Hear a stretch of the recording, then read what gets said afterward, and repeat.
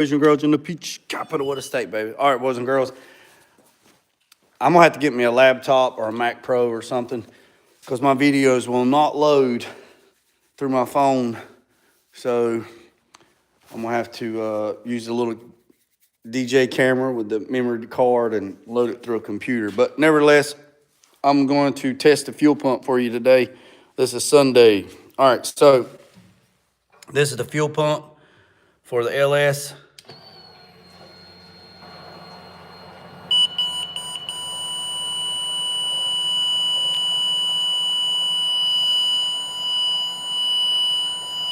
All right, originally I had a leak, and the leak wasn't my lines. The leak was actually this housing. So I'd take this bracket loose, put an A&N wrench there, put an A&N wrench there, and tighten this on the housing because it was a little loose and it was dripping. You can see the little drippage. I flipped my phone out. You see that? All right, so this is the fuel comes in here, runs to the LS, and then this is the return line. So I'm gonna show you on this right here. So fuel comes in here. I made these lines right here. There. This is the sensor for the Holley system that tells you, the computer, what the fuel pressure is. I put this gauge in right here so I could see what the fuel pressure is. So you see it's at 50 right now and it's not even running. And then it's capped off at the end of the rail. So there is no return because the return is on that Holley micro filter system. So getting one step closer, boys and girls. One step closer. Fire this pig up. Got a few little things else I got to do. I got to make a bracket right here to grab the throttle cable so I can grab the pedal. But today, I just want to do a short live video, show you the fuel system. This is for the air conditioner. That'll be this week, so stay tuned. But how am I triggering the fuel pump? With my power probe. So if you want to test grounds, like I'll show you. I know these things are expensive, but they are worth their weight in gold because, all right, you see this right here? You see that fitting right there? See, if I want to test a good ground, watch. It's a good ground, right? It's telling me it's a good ground, see? Well, hold on. You can't see it on the digital screen because it's a digital screen. Anyway, that is a ground. So all the grounds, see, look, ground. It's good. Good ground. Good ground. And why is it a good ground? That's not a good ground because it goes through a body bushing. But look, good ground. Good ground. Look, the cab's grounded. Look, I'm grounding the hole that I drilled right there. And you're like, why'd you drill holes there? Well, I put the amp there, but then come to find out the amp didn't have long enough wire. So I have to fix those holes, and I put the amp right there so it plugs into the radio. But look, I'm gonna show you the grounds. See, good grounds. And why do I have good grounds? It's because I'm gonna show you. Ground straps, boys and girls, look. Ground straps, ground straps, ground straps, ground straps. Let me tell you again, ground straps. There's two on the block. There's two on the core support. I have two ground straps, I have one ground strap from the core support to the chassis. Then I have two from the chassis to the block. Then I have two on the transmission. I have two on the cab. And I'm going to have two on the bed. Grounds. If you don't have a good ground, your electrical will go crazy and bananas and stupid. So, one less. So the only thing I'm doing with this power probe is I'm taking it and I'm back probing the connector like so.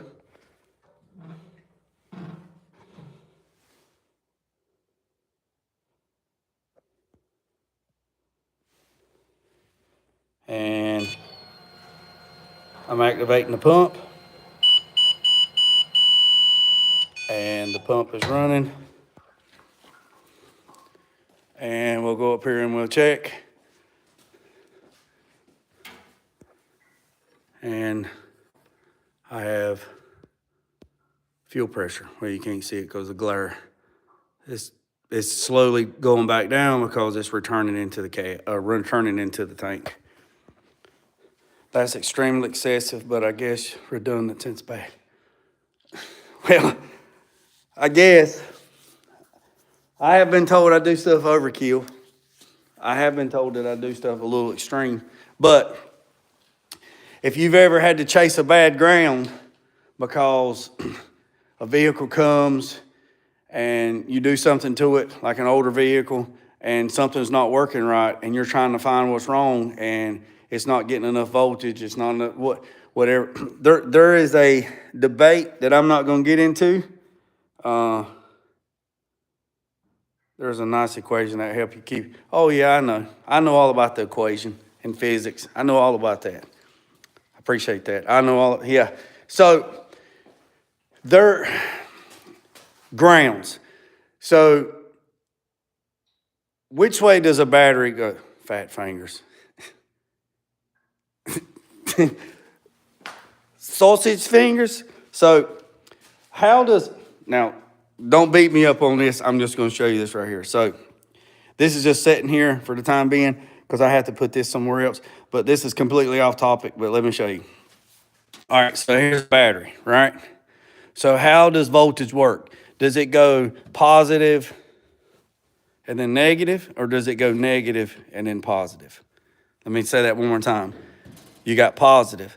Does the power run from the positive side, runs through all things, and it comes back and goes to the negative? Or is it from negative, runs all through things, and comes back to positive? Which one is it? Which one is it? Drop it in the comments. Which one is it? I'm going to sit down for just a second. Man, it was 22 degrees last night, according to the thing.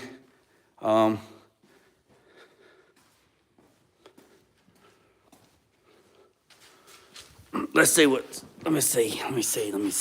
what some, well, it depends on who you asked.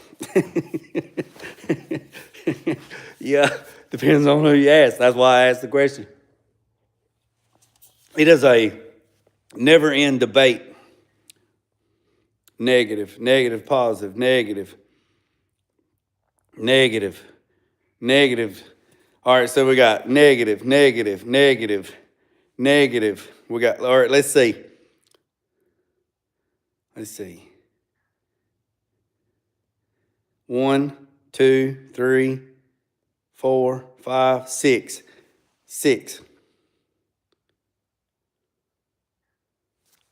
There's 6. There's 6 that say negative to positive.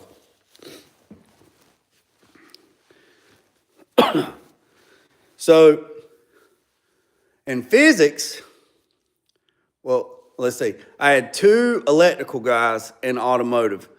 One, super great guys, super smart, been in the industry for like 40-some years. One of them's passed away. One of them's in his 70s now. One of them said positive to negative. One of them said negative to positive. I have a degree in electronics. Jason J says, I have a degree in electronics, so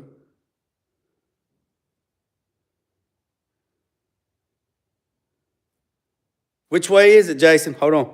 Jason said negative to positive. So when I took all the automotive stuff to get the degrees and then, go through to get all the books, and nobody ever knows everything, okay? Nobody, okay? If somebody says they know everything, I'll show you a dumbass. I mean, I'm just going to be honest with you. Nobody knows everything. I don't know everything. I've learned a lot of things. Navy teaches you negative to positive. Okay, so Tom's on to something, and Jason's on to something. So in the Navy, they do when I was there, they teach you negative to positive. And they also teach you, teach you to drive with 2 feet instead of 1.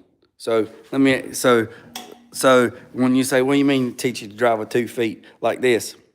So you got the gas, the brake, and the clutch. A lot of people drive like this. They keep this leg over here and don't even use it. And then they drive, vroom, and then they brake. You know, if it's an automatic, they brake. You supposed, yeah, Tom, you're right. Look, these are my boys. Hey, dudes, look, I get all the hand-me-downs, all right?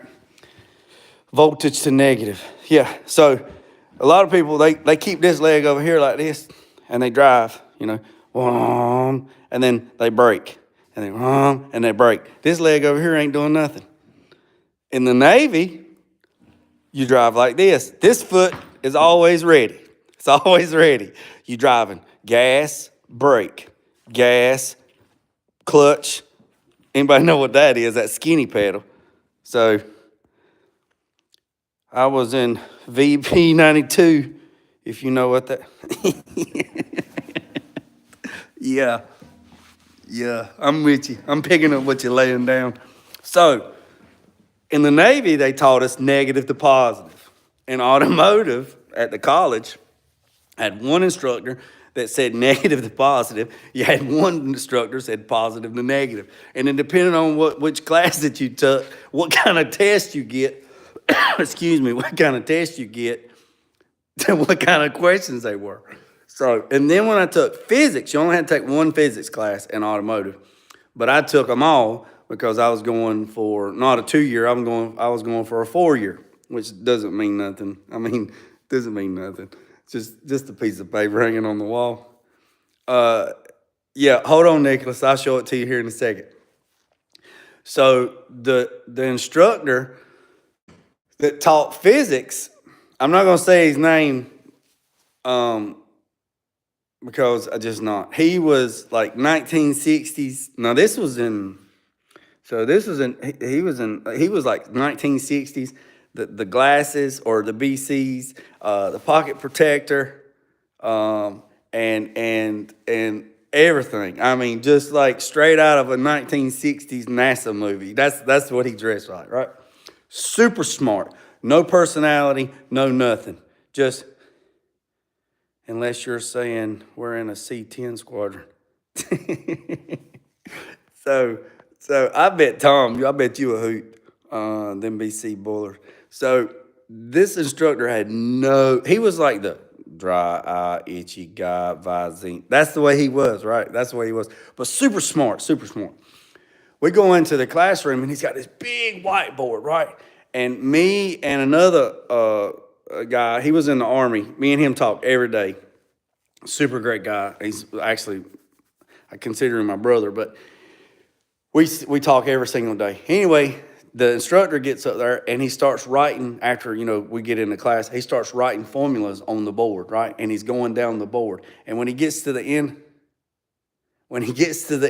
like we're writing, we're writing this stuff down, and he's writing. And when he gets, yeah, RL, yeah, that's what they are. So he's writing, right? And when he is writing, right? Writing, W-R, right, R-I, right? So he's getting to the end. He takes the daggone eraser and walks back and erases everything on the board.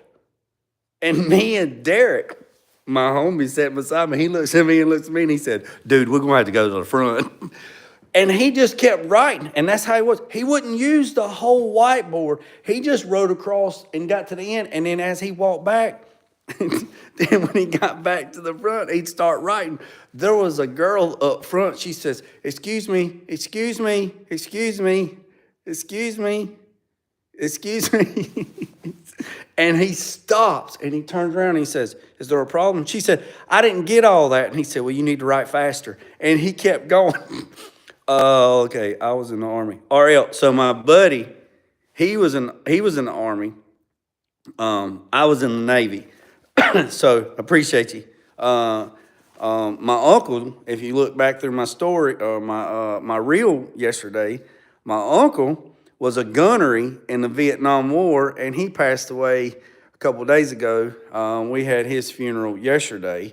And then my other uncle, he was in Vietnam. We had his funeral a couple of weeks ago. He was in Vietnam, and both of them ended up falling to the Agent Orange thing, and they both ended up losing the battle with cancer. So, and all you.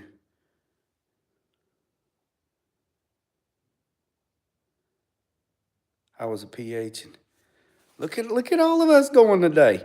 So, see, he told her that she need to write faster, and I'm like, oh Lord.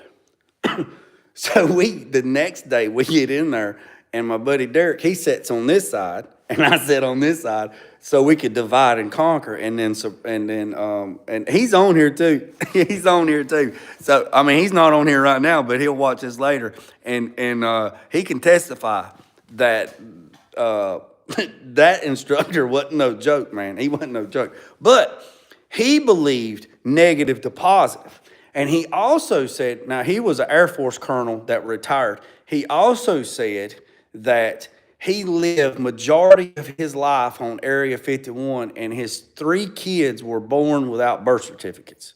And he also said that he helped develop the rail gun and the C-130 and some other stuff, some lasers and some stuff he could talk about. So I ended up taking that class and the other classes that he offered because it just fascinated me, like,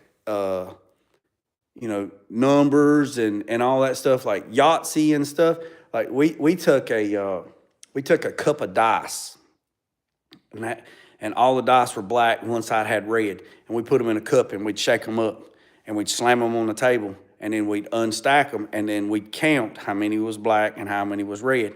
And there is a formula that you can do once you do it. I don't want to say the wrong number and somebody correct me. Let's just say you done it for talking points. You done it 5 times. You take that 5 times and then you put it in the formula and you figure it out. And then you can literally put the dice back in the bucket and shake it and slam it down on the 6th, 7th, 8th time and do the formula, and it will give you an educated guess how many is going to be red and how many is going to be black.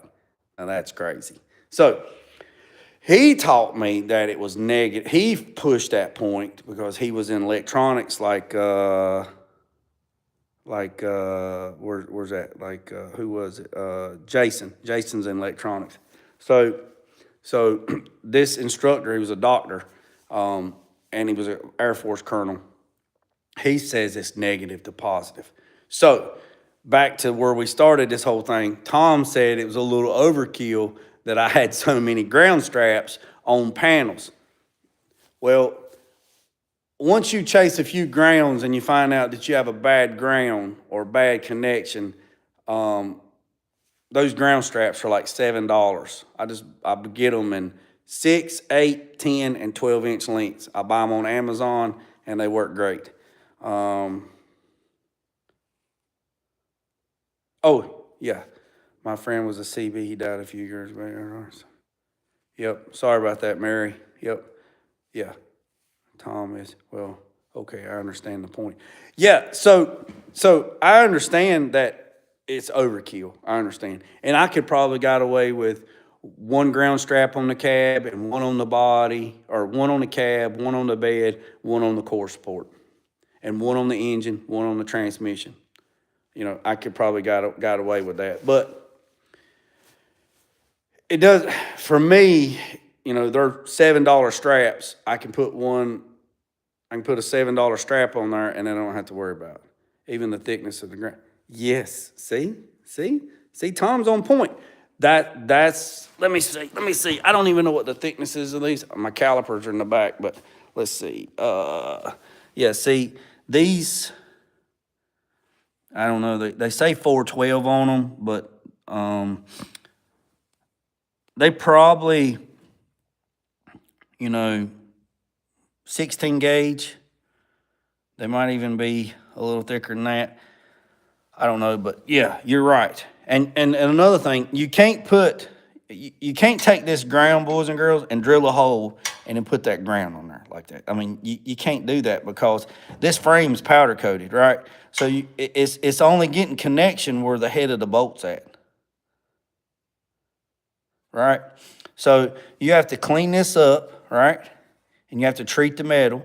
And then when you put this on there, I will come back and I will put wool wax over the connections when they're on the chassis. So they, like right here, like right, you see that? I use bolts. I don't use screws. I bolt them in, and then I'll come back and I'll put wool wax over that, and it'll be good. That's a good one. I've seen Dodge diesels. Oh yeah, man, you remember seeing those little ones?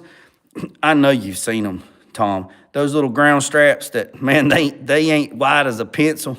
You know, they're like really, really narrow. Man, them things are garbage. Garbage. And then they held in with that little tech screw. They held in with a little screw like, let's see if I can find one. I don't throw away nothing. I know I got one. Like those little sheet metal screws that, not like this, but similar like that right there. They like a little screw like that holds it in, but they're actually shorter. I mean, they're like nothing. Cause Dodge sucks. They're shit and break. Oh yeah, I just did that Hellcat. I don't know if you've seen that, Tom. I just did that Hellcat. Did that trim stuff on that Hellcat. I got a 12 valve 5.9 Cummins sitting on a pallet that I'm gonna put in my 4-door. That C30. Let's see if I missed anybody's comments. Bunch of slopes. Cave, I don't know what that is. I was in fire control and the great mistakes, and then transferred to fire control. Yep, I was in the Army. Let's see. Why do they undersize their suspension? Why do they undersize their suspension? I don't know. I can't answer that question. I can't answer that. I'll probably stay on here about 25, 30 minutes, and then I got some other stuff I want to do. Today's Sunday. I got some chores I got to do. I got to, wash some clothes, clean up, take the trash off, stuff like that. But, so the plan, and I got to order parts. So, and probably won't get them this week because of Christmas. So I got to order a bunch of stuff from LMC. I feel if you take a charger on the track, you will get. Oh, I don't know. That I can't answer. I don't know anything about that. Man, this is where I'm at 99% of the time I'm here. I don't go anywhere, hardly. Let's see, what else? Who else is on here? 19. So,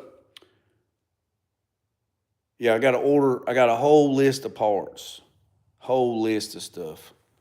And it seems like it's crazy because every time I make a list, and somebody sent a message and said, why don't you just order everything you need and be done with it? Well, there's no way you can do that. There is no way that you can order every single thing that you need when you're doing these trucks and cars. There's no way. I mean, there's no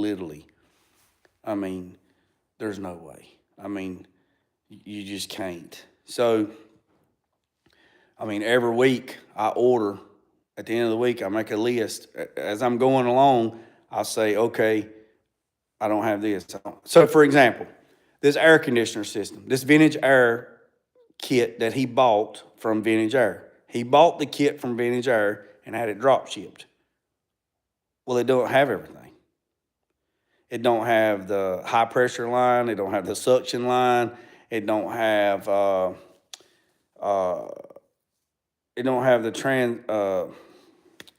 there's a binary switch. So there's some stuff that's missing. So it's in the manual, but I don't have it in the kit. So when I called Vintage Air Friday and got a guy, super great guy, talking to him, he says, what truck is it? And I said, well, what vehicle? And I said, it's a 68 C10. He said, what engine's in it? I said, the guy did an LS swap. He said, oh, okay, because it didn't come with a compressor. So I'd ordered a quick compressor before, and I'll show you that here in a second. I thought it was Kiwi, but it's actually Quick. It's the name of the people that own the company, KWIK or something, whatever. So when I called Vintage Air, got the tech on the line, I said, hey, look, there's some stuff that I'm missing in this kit. And he's like, what are you missing? And I give him the part numbers, which is in the kit. It's on the paper.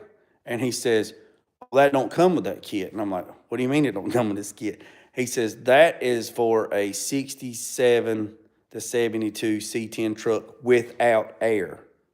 I said, okay. He said, that means without factory air. And I said, oh. He said, because that is for our LS swaps, because we don't know where the compressor is going to be. It's either going to be on the driver's side or the passenger side. So therefore, we don't sell pre-made lines because they won't fit. You need this part number. And he gave me another part number. He said, that comes with 3 lines. One end of the line is already made and they're not crimped on the other end, so they're cut to fit. So you run them where you need them, you mark them, you take them to an AC shop, they crimp the lines for you, then you install them, and then you throw away the older hose or the leftover hose or whatever. I said, okay. He said, are you running dual fans? I said, yes. He said, well, do you have a condenser and a dryer and all that stuff? I said, yes, that's in the kit right here. I'll show you. So see right there, all that stuff's in the kit, right? So I said, yes, I have that. He says, do you have this part number? I said, no, I don't have that. He said, that is the switch kit for the fans to turn the fans off, or excuse me, turn the fans on and turn the compressor off at wide open throttle. He said, you need that as well. I said, okay. He said, what? I said, what else do I need? And he says, well, tell me what you have. And I spent about 30 minutes on the phone, and I went through everything that I had. And he says, you're going to need one more thing. I said, what's that? And he gave me the part number.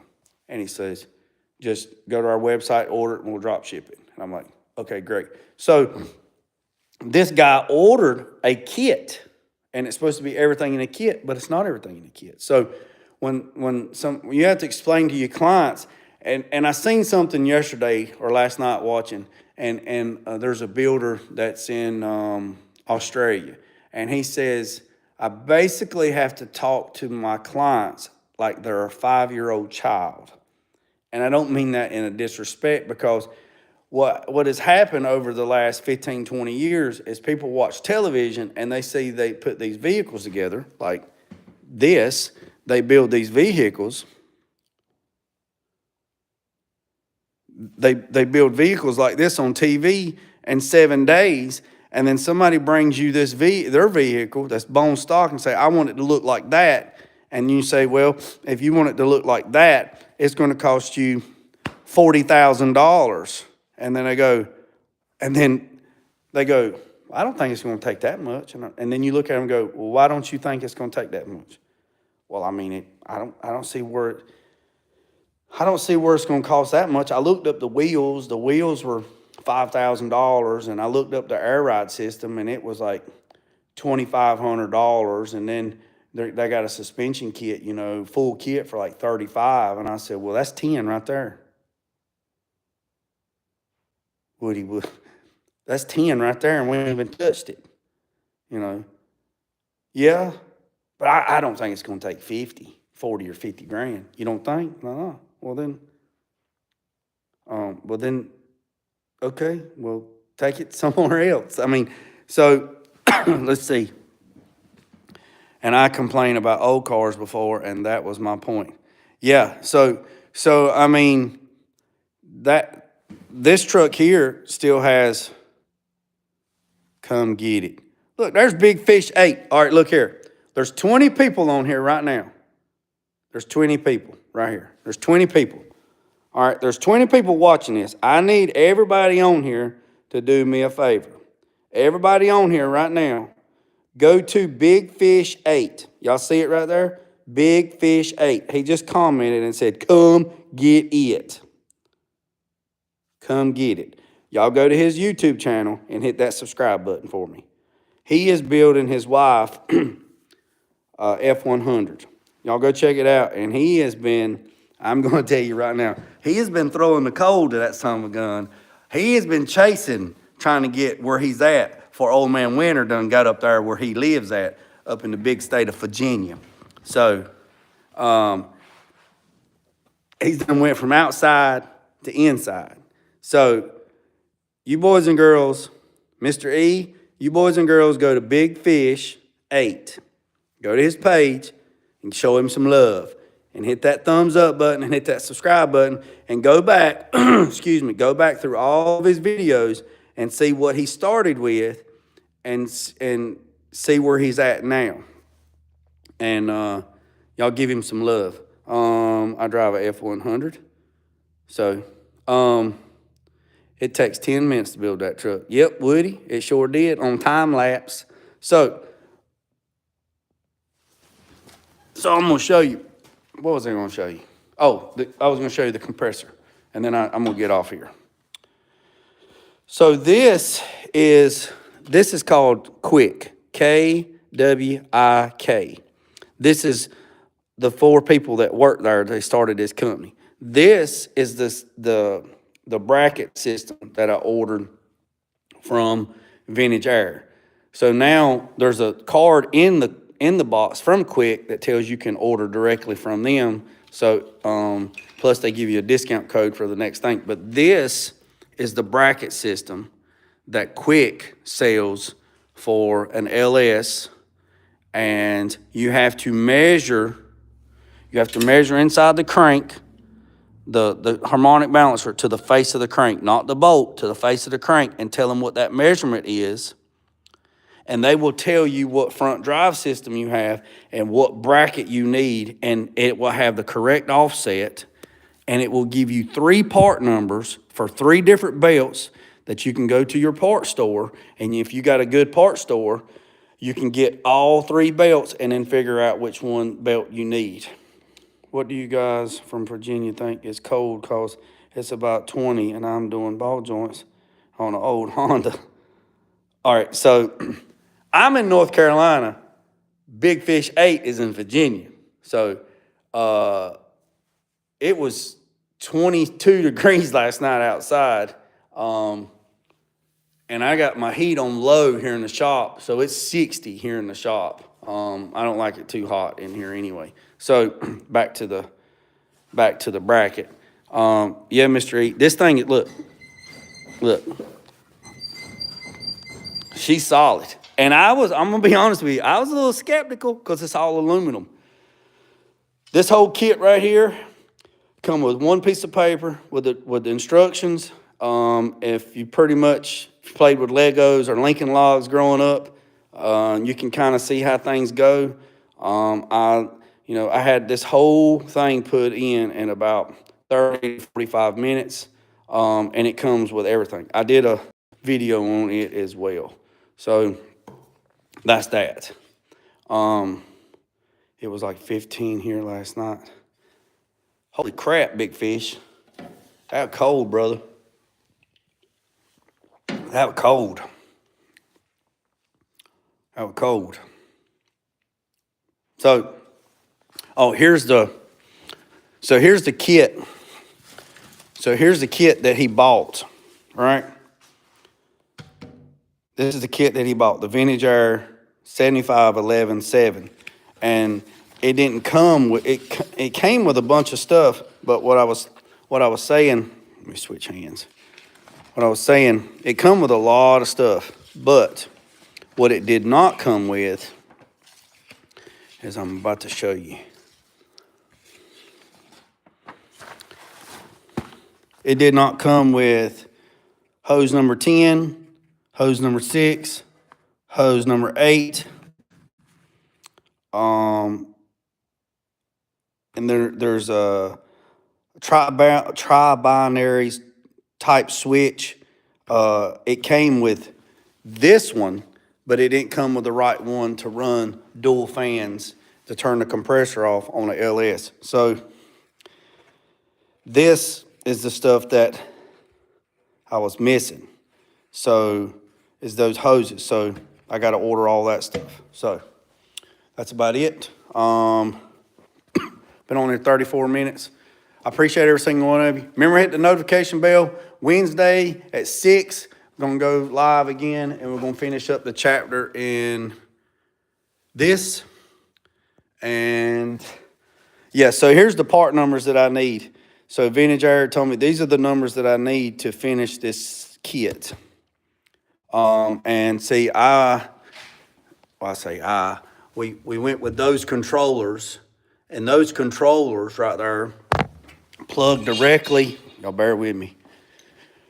Those controllers plug directly into the computer, into the box. And also there is here's the wiring harness, right? This is the wiring harness for the AC stuff. This tan wire is accessory light wire, right? So this wire here has to be hooked up so when the lights come on in the truck, like the instrument panel light comes on, the lights come up on those gauges. There's a lot of trucks that I see at shows and stuff, and I see that when the lights don't come on is because, the reason why is because they didn't hook this wire up right here, this tan wire, up to the 12-volt light source, like when you turn on your lights, your parking lights. So that's a good source to grab. That is your park lights. Because when you turn on your park lights or your running lights, that will trigger this wire and that will trigger the dash wire. So that's that. So I hope that helps out anybody. Remember I said, hit the subscribe button. Wednesday, finishing up on chapter 4, and I'll probably go live tomorrow if I get some other stuff done. And y'all have a great Christmas, and hit the subscribe button. We're almost up to 2,000 subscribers before the end of the year. I think it was 1919. And so what I've been doing in the community post is whenever I look at it, whatever the number is, I look what happened in the United States history at that time and give y'all a little bit of fun fact. So I appreciate you, boys and girls. Have a good day. Remember what I said, don't worry about the man up the road or down the road. Sweep off your own front porch before sweeping off anybody else. Put God first, let loose and drag. Peace, some chicken grease, and out.